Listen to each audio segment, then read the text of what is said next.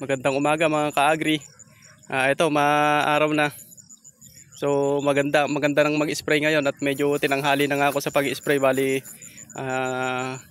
6:15 na ng umaga. Dapat 5:40 ganun magandang mag-spray mga ka-agri. Pero okay lang 'yan. Maaga pa naman.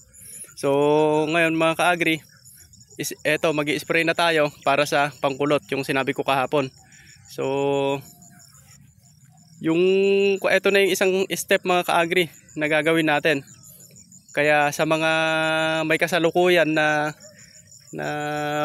kulot ang dahon ng sili nila sa kasalukuyan sa ngayon, ay tumutok kayo para makita nyo mga ka-agri. Ito yung patunay at wala tayong itatago dito. Ito yung patunay na gagawin nating maayos yung sili natin. So ito mga ka-agri, ang i-spray natin nga pala itong Telluride. Ito mga ka-agri, wala kasi akong nabiling Agrimec. So wala ring Telluride dito sa amin, kaya naman ito ma-order to sa Shopee, kaya hindi ka agad ako nakakuha nito. Bali ito mga ka-agri, hiningi ko lang doon sa katabi kong saka malapit dito sa amin na nagisisili rin. Ito yung ginagamit niya. So ang ginagamit ko talaga mga ka-agri ay Agrimec. So wala akong nabiling Agrimec. Tinanong ko yung itong Telluride, wala rin. Yung AgriGuard wala rin. So pare-parehas lang siya ng AI. Ayan o, Abamectin mga ka-agri. Abamectin siya. Pag Abamectin ang mga ka-agri, ang inyong AI, talagang para yan sa kulot o para sa mites. Ayun mga ka-agri, sa mga hindi pa nakakaalam, ayan, tingnan mo, luma na yung lalagyanan natin kasi nga hiningi lang natin to. Bali binigyan lang tayo mga ka-agri ng pantatlong karga. Ang timpla nito mga ka-agri, para sa hindi pa nakakaalam, ayan o. Bali ang susundin natin dito yung strawberry, kundi yung papaya mga ka-agri. Ayan mga ka-agri yung timpla niya. 2.0 hanggang 4.0. So pupunta lang tayo sa gitna, magiging 3 lang.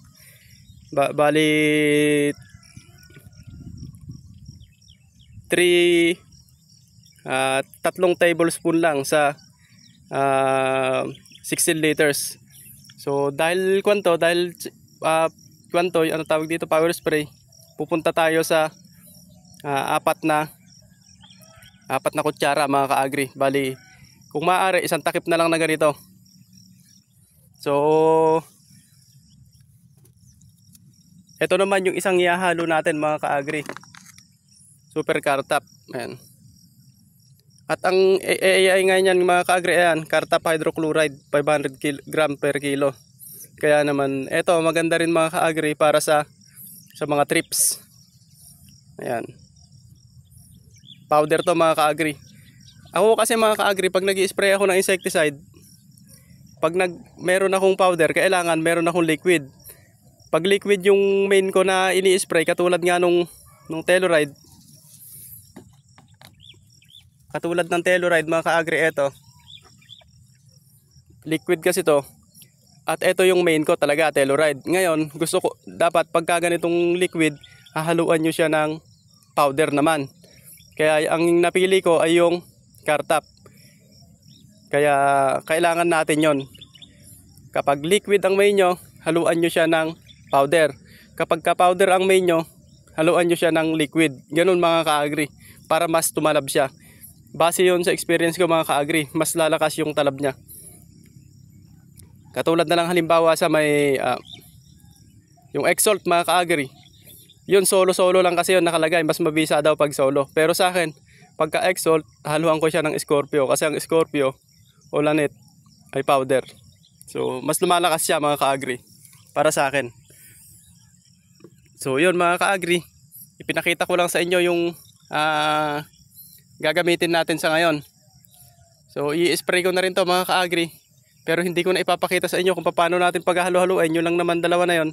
Saka medyo nag-aapura kasi ako, tapos isang kamay lang yung maghahalo. Medyo mahirap mga ka-agri kasi hawak-hawak ko tong cellphone na pinangbibideo ko. Itong cellphone lang kasi pinangbibideo ko mga ka-agri.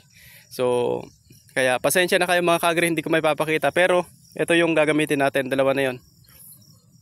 So mamaya mga ka-agri, ipapakita ko na lang kung paano natin i-spray. Ito mga ka-agri, unahin na natin itong panigang.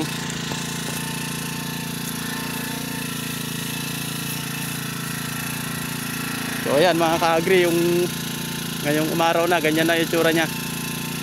So ito, unahin natin itong panigang mga ka-agri. Mayayari na rin kami sa may Bilarin, malapit na, magagrass cutter na ako rito. So ngayon ma-under na yung itong makina natin. So medyo mabigat mga ka-agri. Ayan.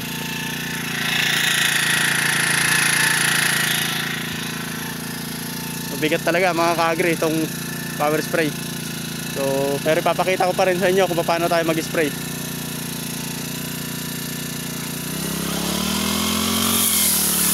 Ayan mga ka-agri, wag muna natin itutok yung unang buga kasi may natira pa doon. Maghahalo-halo sila. Ayan, okay na mga ka-agri. So medyo paliliguan natin siya mga ka-agri para talagang kumapit yung kwan natin.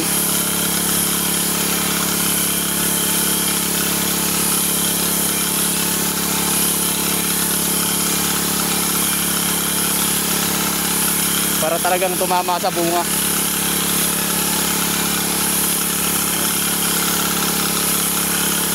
Yung mga hindi power spray yung gamit, yung 16 liters lang, dapat pailalim yung tirada nyo. Kasi kung mga ka-agri, mahina yung buga ng sprayer na ganon, hindi siya tumataas.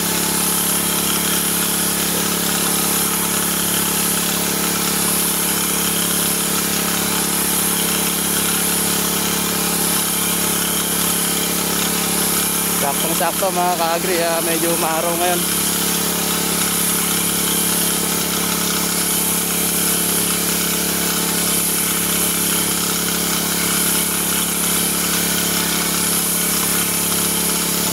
Maganda yung buga niya, medyo ma-blue mga ka-agri, gawa ng kartap.